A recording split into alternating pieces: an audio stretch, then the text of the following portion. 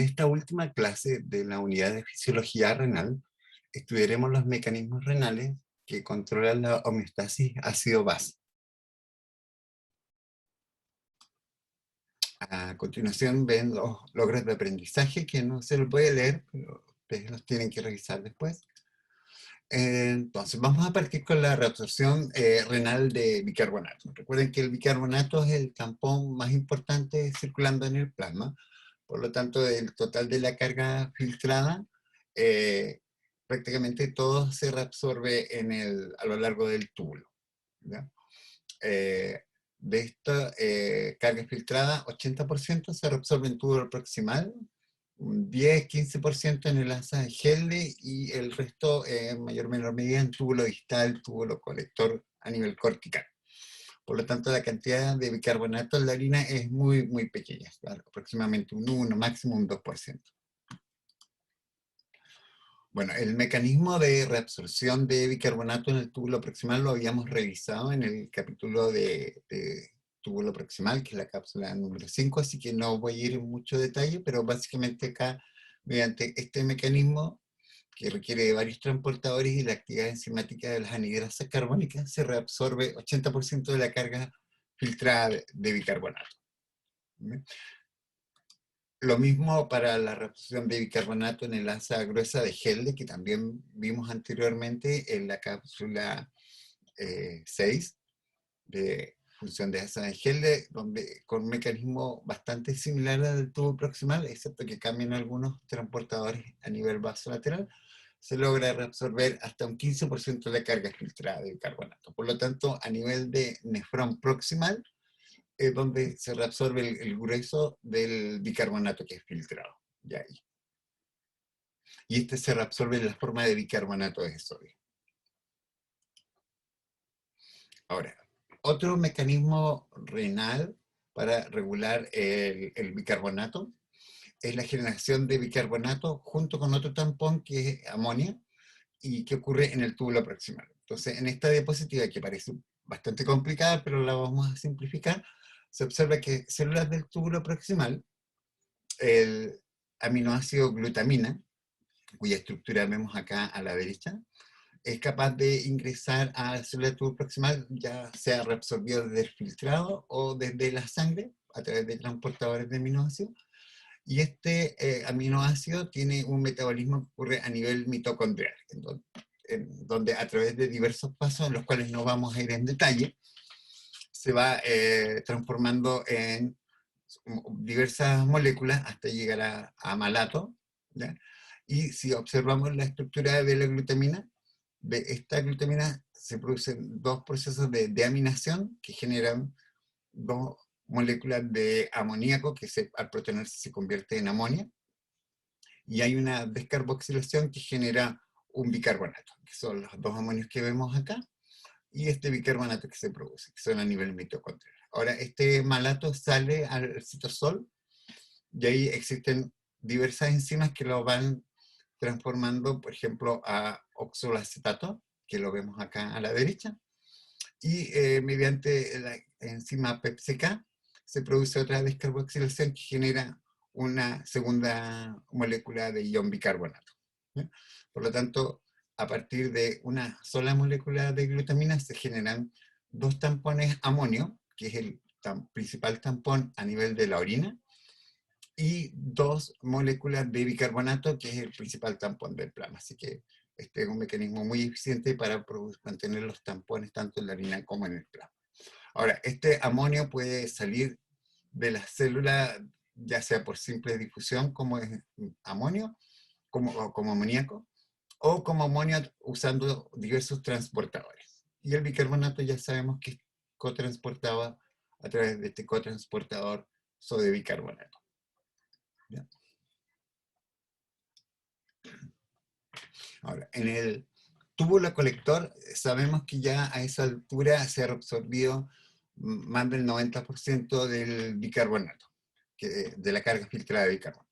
Entonces, en esta última etapa se hace el último proceso fino de regulación del pH de la orina, y esto se realiza en las células intercaladas, que son células especializadas que se encuentran en el túbulo colector. Acá las vemos como células que protruden hacia el lumen del túbulo y están cubiertas por microvellosidades que aumentan su superficie.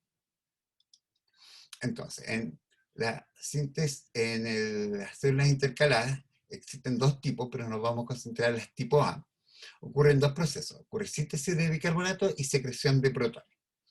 Entonces, CO2 producido por el metabolismo es transformado en ácido carbónico mediante la actividad de la enzima anhidrasa carbónica tipo 2, y este ácido carbónico se disocia en protones y bicarbonato.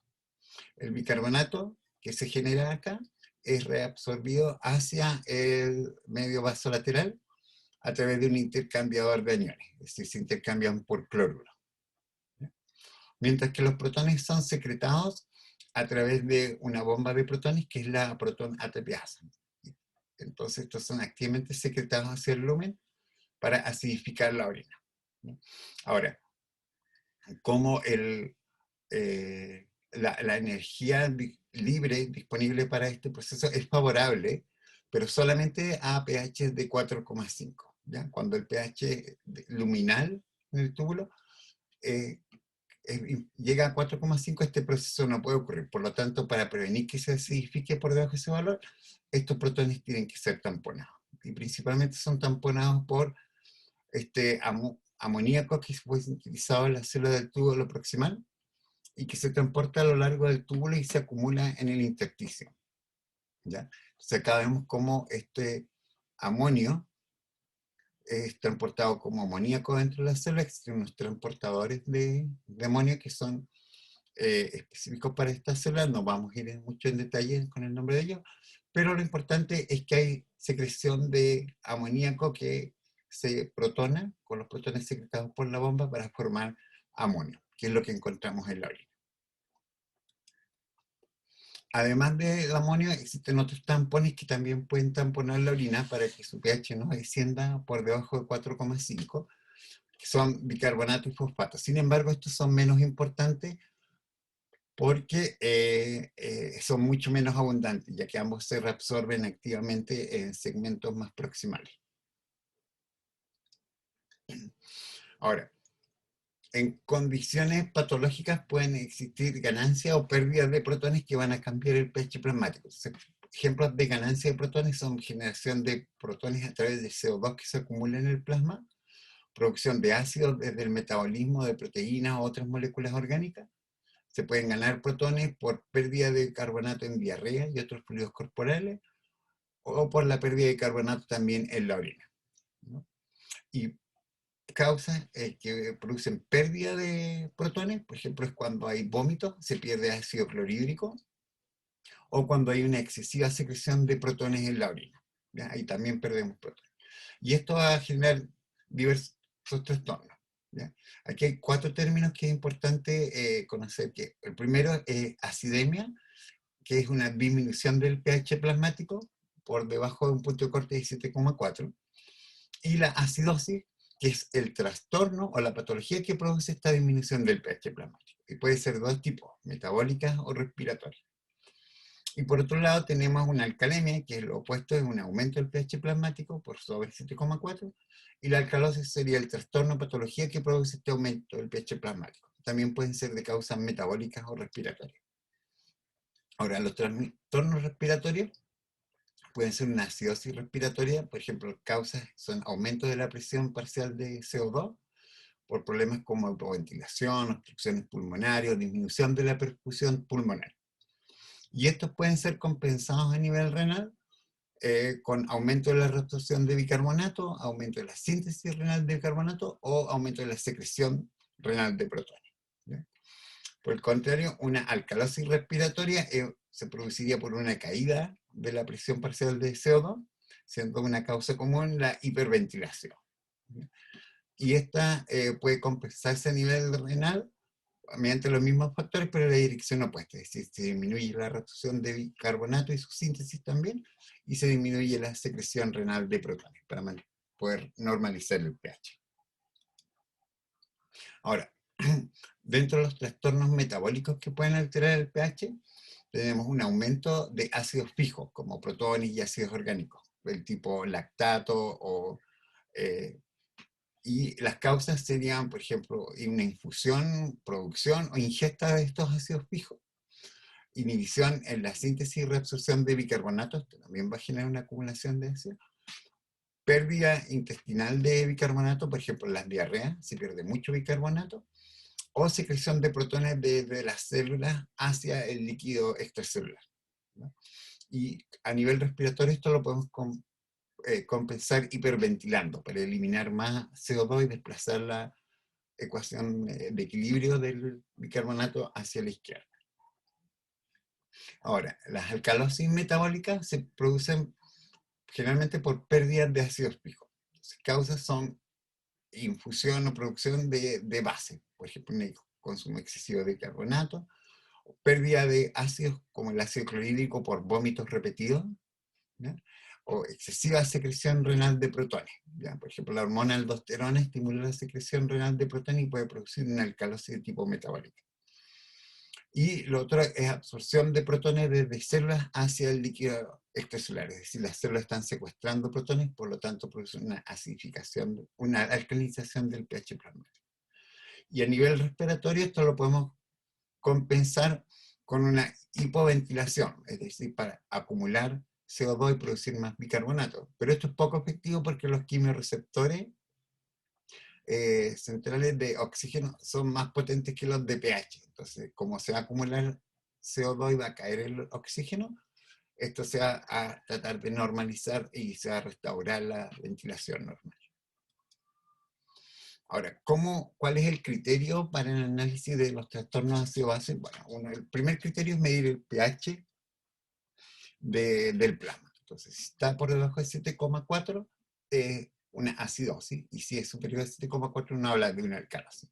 Ahora, uno puede identificar la causa si es acidosis metabólica o respiratoria en base a los valores de bicarbonato, si son menores a 24 miliequivalentes por litro, o si los valores de PCO2 son mayores a 40 milímetros de mercurio, ¿no? Y de la misma forma uno puede determinar si una alcalosis de tipo metabólica o respiratoria. Si es metabólica hay acumulación de bicarbonato por sobre 24 miliequivalentes. Y si es respiratoria es porque ha habido una disminución de la PCO2 por debajo del valor normal de 40 milímetros por mercurio, ¿no? Todas estas patologías pueden tener compensaciones ya sean metabólicas, que por lo general son de nivel renal, o respiratorias, siendo en todo caso están menos efectivas. Y la idea es tratar de compensar, ya sea aumentando o disminuyendo la presión parcial de CO2, que es una compensación respiratoria, o tratar de aumentar o disminuir la concentración plasmática de bicarbonato, lo cual correspondería a una compensación metabólica.